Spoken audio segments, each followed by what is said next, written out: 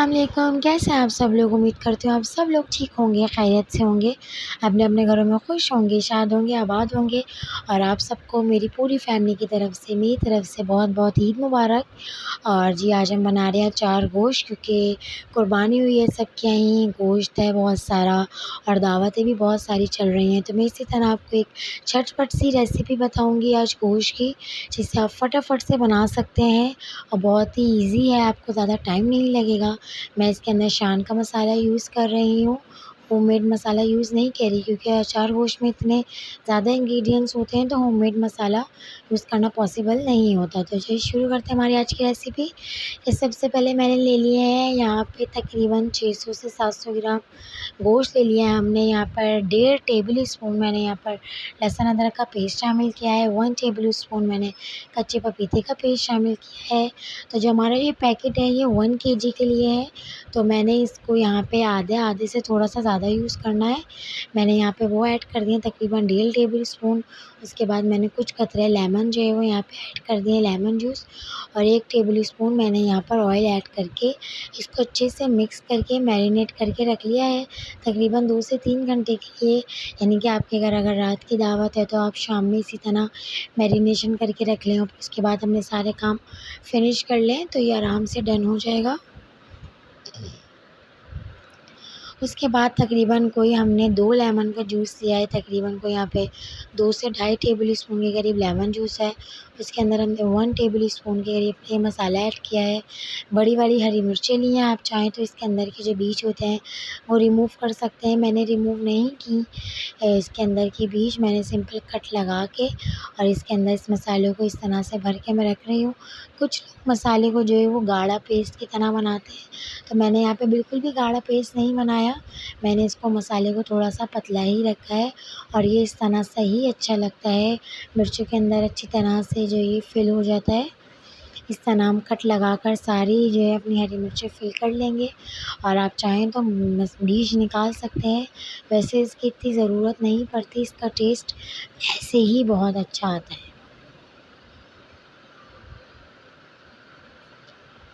तो जिन लोगों ने अब तक मेरा चैनल सब्सक्राइब नहीं किया तो प्लीज़ सब्सक्राइब कर लें। सब्सक्राइब बटन को क्लिक करके बराबर में आए हुए बेल आइकन को भी प्रेस कर दें, ताकि मेरे आने वाली हर नई वीडियो का नोटिफिकेशन आपको सबसे पहले मिल जाए।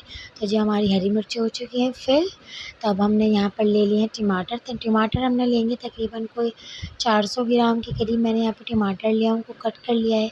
इनका मुझे पेस्ट बनाना है, तो आप जैसे भी चाहें कट कर लें। तो मैं इसको ऐसे ही रफ़ कट करके और इसका पेस्ट मैं बना लूँगी। पेस्ट बना के जो है वो हम रख लेंगे इसका। सिंपल से हमने टमाटो कट किया, उसके अंदर हमने थोड़ा सा यानी तकरीबन हाफ़ कप के करीब हमने पानी ऐड किया और फिर इसका टमाटर को इस तरह से पेस्ट बना लिया। पेस्ट बना के हमने यहाँ पे रख लिया। उसके अलावा हमारे पास है 1 कप दही लेना है आपने, लेकिन आपने कोशिश करनी है कि ज़्यादा खट्टा दही नहीं लेना है, क्योंकि ऑलरेडी मसाले में भी खटास है, टमाटर में भी, उसके बाद लेमन जूस भी हमने यूज़ किया है। तो दही मैंने जो है वो थोड़ा सा नॉर्मल ही लिया है, ज़्यादा खट्टा यहाँ पे दही मैंने यूज़ नहीं किया। तकरीबन 2 घंटे के लिए हमने रख दिया था, 3 घंटे के लिए। 3 घंटे के बाद आप देख सकते हैं कि गोश्त ने भी पानी छोड़ दिया है। हरी मिर्चें जिसमें हमने मसाला लगा के रखा था उसका भी जो एक्स्ट्रा वाटर है वो निकल गया है। और उसके अलावा जो हमें स्पाइसेस चाहिए वो भी यहाँ पर हमारे मौजूद हैं। तो सबसे पहले हमने पैन में लिया तकरीबन 1 कप दही, 1 कप ऑयल को हमने यहाँ पे लेकर जो है वो इसे गर्म कर लिया। उसके बाद हमने यहाँ पे जो है ऐड किया है 1 टीस्पून यहाँ पे ज़ीरा ऐड किया है हमने। ज़ीरे को थोड़ा सा फ्राई करेंगे, जब ज़ीरा हमारा थोड़ा सा फ्राई हो जाएगा तो फिर हम यहाँ पर अपना जो है हमने गोश्त जिसमें हमने मैरिनेशन करके रखी हुई थी वो यहाँ पर ऐड कर देंगे। उसको हम भूनेंगे तकरीबन 2-3 मिनट तक तेज़ आंच पे, यानी कि मीडियम टू हाई फ्लेम है। इसको हम 2 से 3 मिनट तक मीडियम टू हाई फ्लेम पे फ्राई करेंगे अच्छी तरीके से। आप देख सकते हैं जैसे हम इसे फ्राई करना शुरू होंगे ऑयल अलग हो जाएगा, हमारा मसाला जो है वो सेपरेट हो जाएगा और गोश्त हमारा काफ़ी हद तक जो है वो गल चुका है और बहुत जल्दी जो है वो हमारा गोश्त गल जाएगा, क्योंकि हमने इसके अंदर कच्चा पपीता जो है वो ऐड कर दिया था, लहसुन अदरक ऐड कर दिया था और 3 घंटे के लिए मैरिनेट हुआ था। तो अब हमें ज़्यादा प्रॉब्लम नहीं होगी, गोश्त जो है वो हमारा फटाफट से डन हो जाएगा। तो जी हमने 1 से 2 मिनट तक इसको यहाँ पे भूना है और आप ये देख सकते हैं कि किस तरह से हो गया है ये भुन के। हमारे गोश्त का जो है वो कलर भी चेंज हो गया है, हमारा ऑयल भी सेपरेट हो गया है। अब हम यहाँ पर ऐड करेंगे अपना 1 कप दही। पूरा 1 कप दही मैंने यहाँ पे यूज़ किया है, क्योंकि ये मसाला जो है वो दही से ही और टमाटर से ही बनेगा। हम इसके अंदर पानी ऐड नहीं करूँगी मैं कोई भी, आप देखिएगा। और इसी में जो है वो हमारा मसाला रेडी हो जाएगा। तो मैंने यहाँ पे 1 कप दही ऐड करके इसको अच्छी तरीके से मिक्स किया है कि दही जो है अलग वाइट नज़र आना बंद हो जाए। और जब अच्छी तरीके से दही जो है मिक्स हो जाएगा और इस तरह से हमारे बबल्स बनने शुरू हो जाएंगे सालन में, तो फिर हम उसके बाद हम यहाँ पर ऐड करेंगे अपना टमाटर का पेस्ट। टमाटर का पेस्ट हमने यहाँ पर ऐड कर दिया। टमाटर के पेस्ट को अच्छी तरीके से मिक्स करेंगे। 1-2 स्पाइसेस हैं हमारे, वो हम यहाँ पर और ऐड करेंगे। फिर उसके बाद तकरीबन 1 घंटे के लिए इसको ढक्कन ढक के गोश्त गलने तक और हमारे मसाले का जो एक्स्ट्रा वाटर है ये जो है वो ख़त्म होने तक हम इसको पकाएंगे। उसके बाद मैंने यहाँ पर ऐड कर दिया यहाँ पे भुना हुआ पिसा हुआ ज़ीरा पाउडर। यहाँ पे तकरीबन मैंने हाफ़ टी स्पून यहाँ पर ऐड किया है। उसके अलावा मैंने यहाँ पे तकरीबन 1 एंड हाफ़ टेबल स्पून या तकरीबन 2 टेबल स्पून के करीब मैंने यहाँ पे जो है वो कोकोनट पाउडर यूज़ किया है, यानी कि पिसा हुआ नारियल, वो यहाँ पर मैंने ऐड किया। इससे मसाला बहुत ज़बरदस्त बनता है, बहुत मज़े का बनता है। आपको खाने में ही ये बहुत मज़ा आएगा। पिसा हुआ नारियल मैंने यहाँ पर ऐड कर दिया और इससे जितनी भी खटास जो एक्स्ट्रा हो जाएगी हमारे सालन में वो भी जो है वो कम हो जाएगी। पिसा हुआ नारियल ऐड करने के बाद इसको अच्छी तरीके से मिक्स करेंगे कि इसमें बबल्स बनते रहें और मीडियम टू हाई फ्लेम पर है अभी। उसके बाद में इसे मीडियम टू लो फ्लेम पर हम इसे दम पर रखेंगे, यानी कि पकाने रखेंगे 1 घंटे तक ढक्कन ढक के। और इस तरीके की हमारे सालन की जो है वो कंसिस्टेंसी हो रही है, यानी कि बहुत ज़्यादा पानी नहीं हो रहा।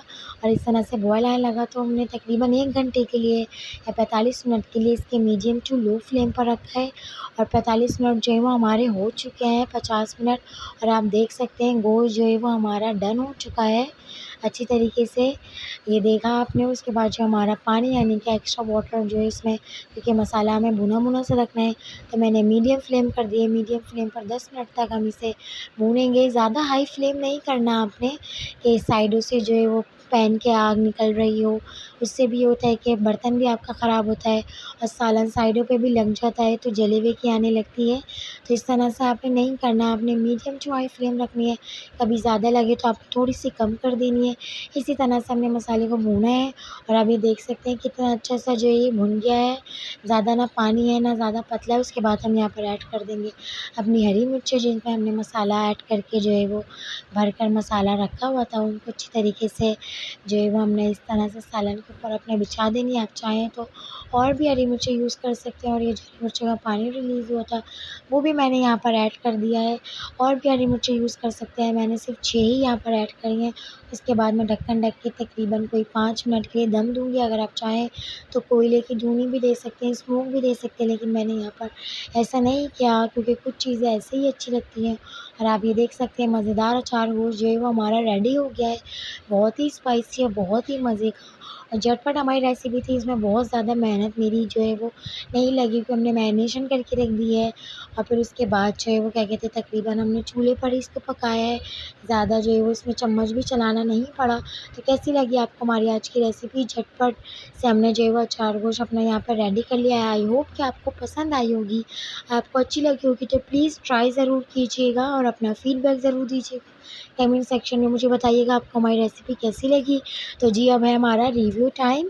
और मैंने अपने हस्बैंड को जो है वो टेस्ट कराई थी और उनसे पूछा था कि कैसी बनी है, तो वो कुछ बोले तो नहीं, लेकिन उन्होंने जो है वो लाइक ज़रूर दिया था मुझे कि बहुत मज़े का बना है।